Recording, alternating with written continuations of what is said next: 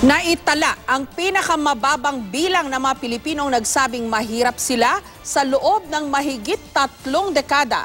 Batayan sa pinakabagong survey ng SWS o ng Social Weather Stations. May report si Lay Alves.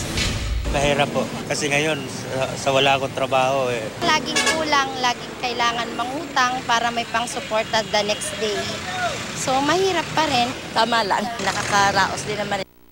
44% o mahigit 4 sa 10 Pilipino ang nagsabing mahirap sila noong 2016.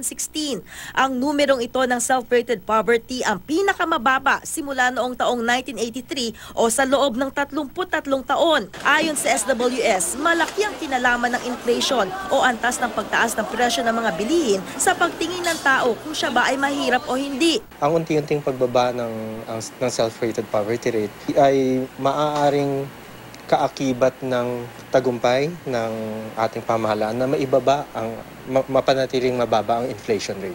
Meron silang feeling of capacity or capability na makabili ng mga basic commodities.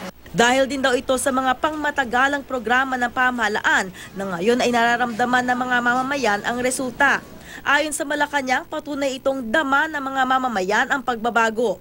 Nagsimula ang tuloy-tuloy na pagbaba ng self-rated poverty rate noong huling bahagi ng 2014 sa ilalim ng administrasyon ni dating Pangulong Noynoy Aquino.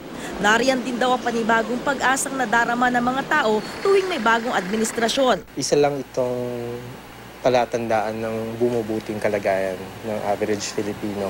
4 na beses nag-survey ng self-rated poverty ang SWS noong nakaraang taon. Noong Setyembre nang si Duterte na ang Pangulo, 42% ang self-rated poverty.